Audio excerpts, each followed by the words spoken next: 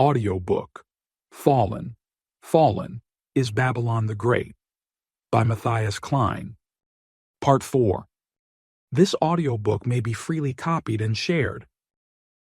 Focusing on minor issues, while leaving out the weightier matters of the law.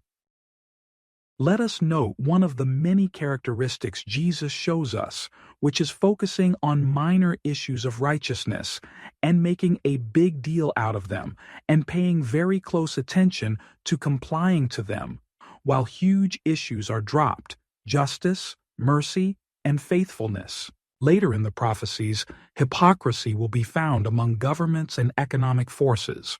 This characteristic of hypocrisy will play an important role if a government has picked up the teachings of the Pharisees. If hypocrisy has entered national political systems, minor aspects of righteousness are focused on, while some of the weightier matters are completely left out. For instance, the law of God is built on love. Therefore, to love your neighbor as yourself is a fundamental command given. How come modern judicial systems do not include it? For now, it suffices to say that many Western democracies are based on completely leaving out the commands to love your neighbor as yourself and love God, and focus on human rights, which provide cover for hypocrites to exploit the world. Let us keep in mind what status the Pharisees and scribes had in society. They were not a fringe, strange small group of people who were considered odd. They were respected religious leaders. They stood for the moral leadership of the nation, having ties to the government. Hypocrisy goes hand in hand with strife. However, the enemies of Jesus, the Pharisees and lawyers, were not one heart and one mind. They united against Jesus, but without him, they could be at odds with each other. We read, "Now when Paul perceived that one part were Sadducees and the other Pharisees, he cried out in the council, 'Brothers, I am a Pharisee, a son of Pharisees. It is with respect to the hope and the resurrection of the dead that I am on trial.' And when he had said this, a dissension arose between the Pharisees and the Sadducees, and the assembly was divided. For the Sadducees say that there is no resurrection, nor angel, nor spirit. But the Pharisees acknowledge them all." Acts 23:6-8. Hypocrisy comes with strife. Dueling parties turn to evil, covering up their evil schemes with fake righteousness. They slice the pie of truth into parts, and each side gets some. The rest is filled with deception. When one party is accused of doing wrong, they can now point to the other side's wickedness, which they are not guilty of. Thus they are able to deflect accusations much better if there is another side who is guilty of things they do not do. Look at the two-party system in the USA right now, in 2022. Two sides have forsaken the only blameless set of righteousness, the law of God. They hold fast to a part of this righteousness, but stick to evil as well, which is sold as wisdom. However, it seems they can endlessly accuse one another of being the evil one. When people in a democracy talk about electing the lesser evil, this system comes into play. Later, when we look at the history of the world, this system of strife will be used to uphold the rule of Babylon. Before we begin to look at the prophecies, we have one point left that will help us understand the prophecies better. We covered the love of money as the root of evil and hypocrisy, which gives cover for this evil. Next, we will learn fundamentals about another very important aspect. We will talk about folly and fools. Folly and fools are fundamental terms in the teaching of godly wisdom, which in turn opens the door to understanding prophecy. What makes a fool? What do we not talk about? Before we talk about fools, we must make sure that it is not misunderstood. There is a situation when somebody calls someone else a fool, which is very sinful. Jesus says, "You have heard that it was said to those of old, 'You shall not murder,' and whoever murders will be liable to judgment. But I say to you that everyone who is angry with his brother will be liable to judgment. Whoever insults his brother will be liable to the council, and whoever says, "You fool," will be liable to the hell of fire. Matthew 5:21-22. Here, Jesus talks about a hateful, demeaning attitude towards another human that is void of love. When wisdom talks about fools, it is for the sake of peace and right behavior. Normal human experience confirms that people react very differently to rebuke. There is a person who is thankful and loves the one who rebukes, and another person responds with hatred. Whoever corrects a scoffer gets himself abuse, and he who reproves a wicked man incurs injury. Do not reprove a scoffer, or he will hate you. Reprove a wise man, and he will love you. Give instruction to a wise man, and he will be still wiser.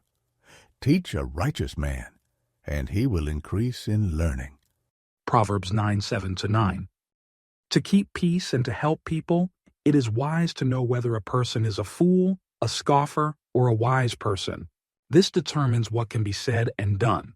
Without knowing it, hatred, strife, and destruction can be caused. Why is it so easy for wicked people to deceive? Because the deceived person is simple-minded and believes everything. However, a wise person watches his steps and discerns the moral makeup of someone he must deal with.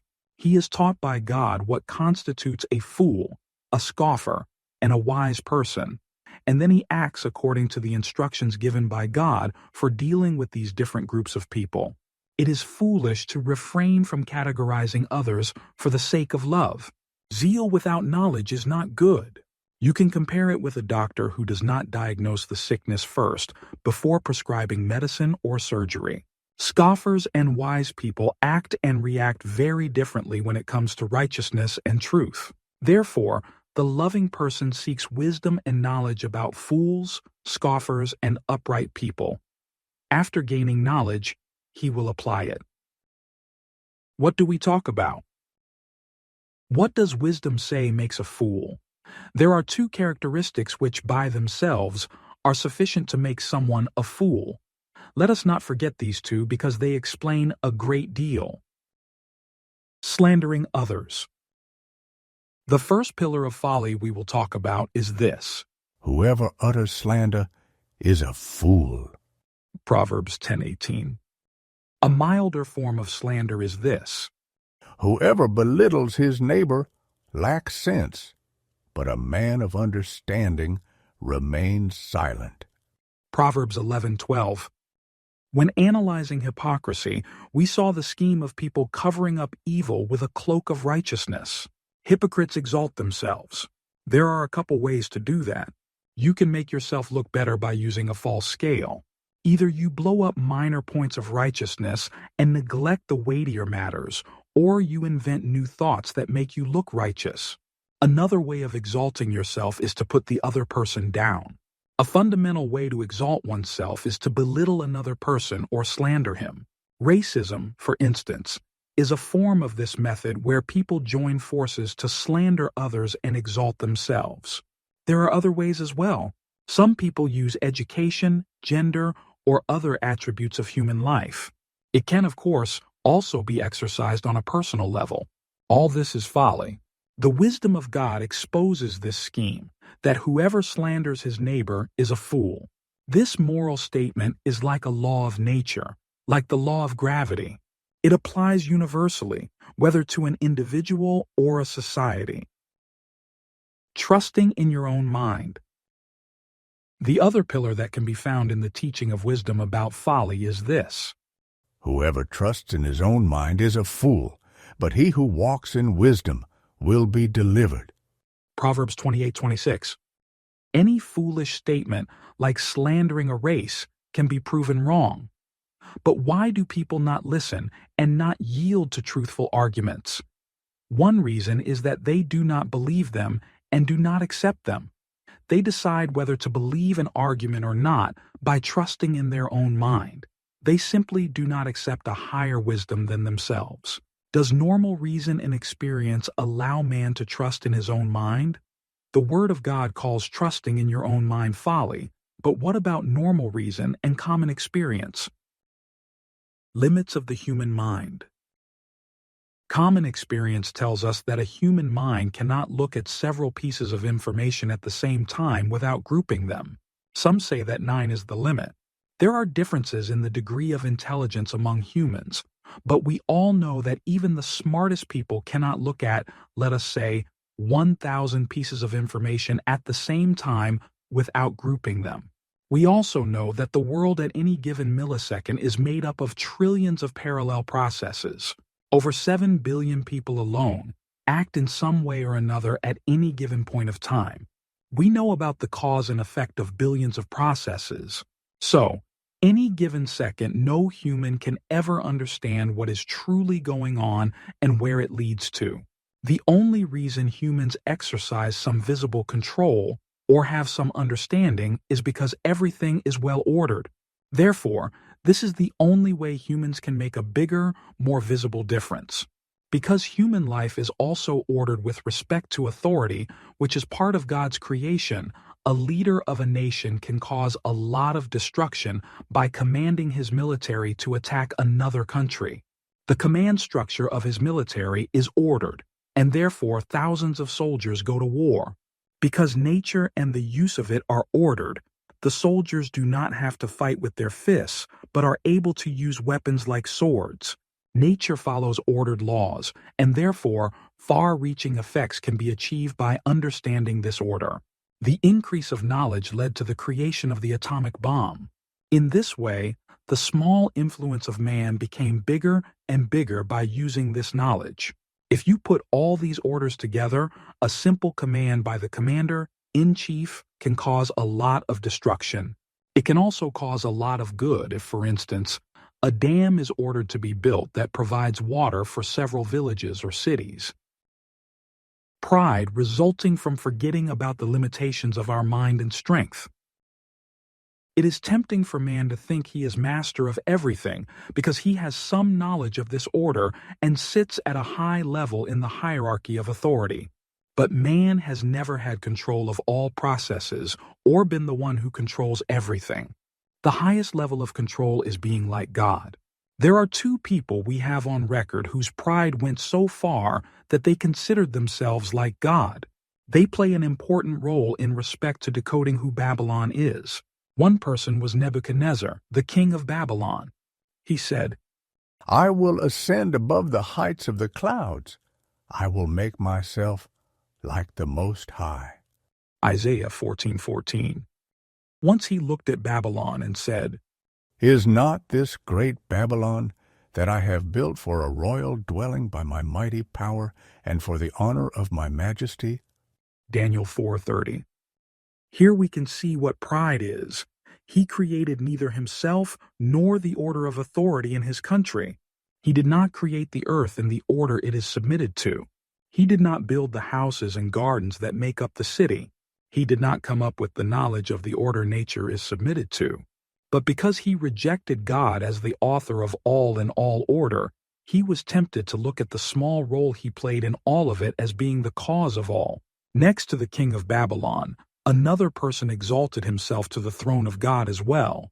He was the king of Tyre, and God said to him, Because your heart is lifted up, and you say, I am a god, I sit in the seat of gods, in the midst of the seas. Yet you are a man, and not a god, though you set your heart as the heart of a god. Ezekiel 28:2. We have looked at Tyre before. It plays a very important part in our considerations. Tyre was not a military superpower that conquered other nations by the sword. Tyre was an economic superpower ruling over other countries by riches. What is true for the military and the commander-in-chief in respect to order is also true for the business world. One person seems to build a big factory, giving thousands of people jobs when you look at it from the outside. But his actual work is very small, and only because the creation of God is well ordered, in respect to nature and society, can his influence be considered very big without looking at the role of God. Only because God allows man, with his very limited mental capacity, to participate in his well-ordered creation and the well-ordered control of his creation, Is man able to create or control things?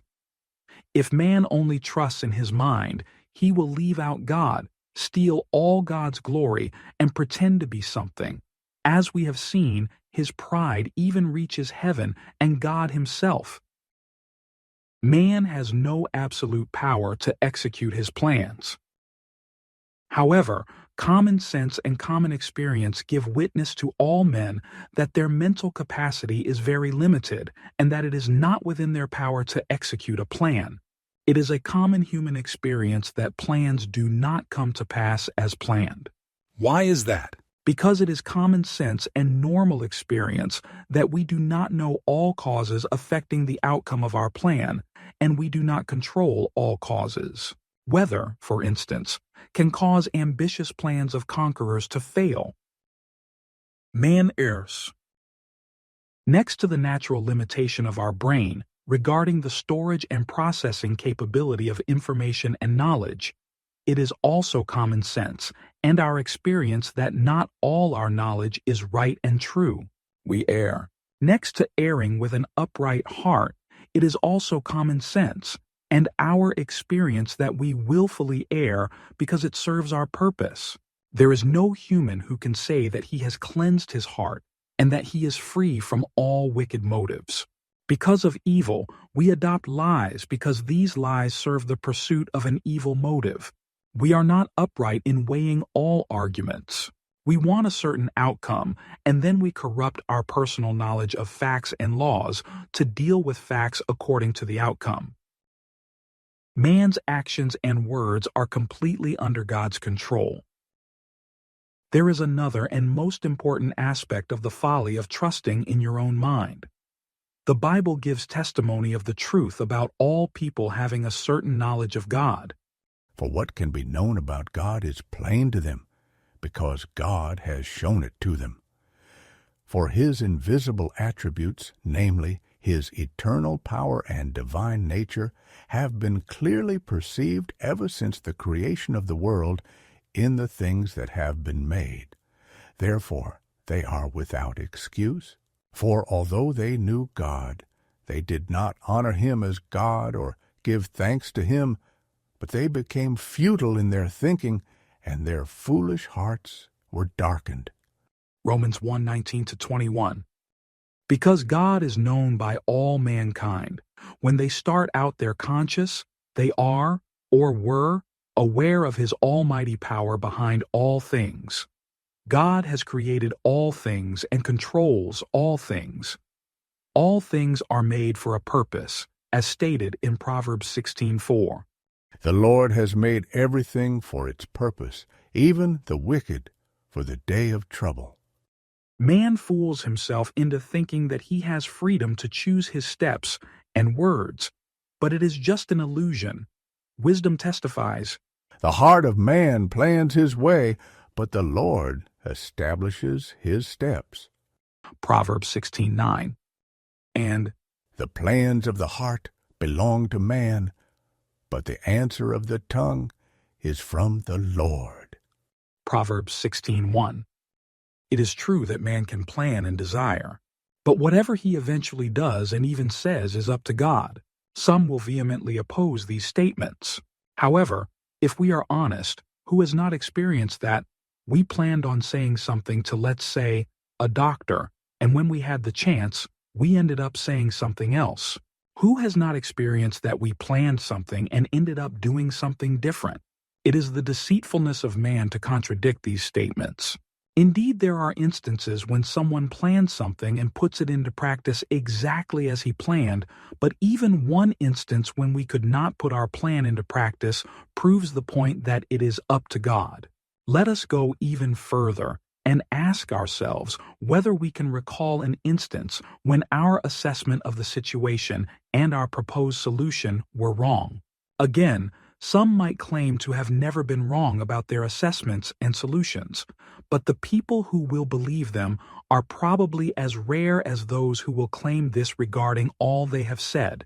Oftentimes you hear honest scientists saying that once they found out something, a whole new world of unknowns opened. Those who seek God and his wisdom will get to know his insight more and more, and will be more and more convinced of the truth. Whoever trusts in his own mind is a fool, but he who walks in wisdom will be delivered. Proverbs 28:26.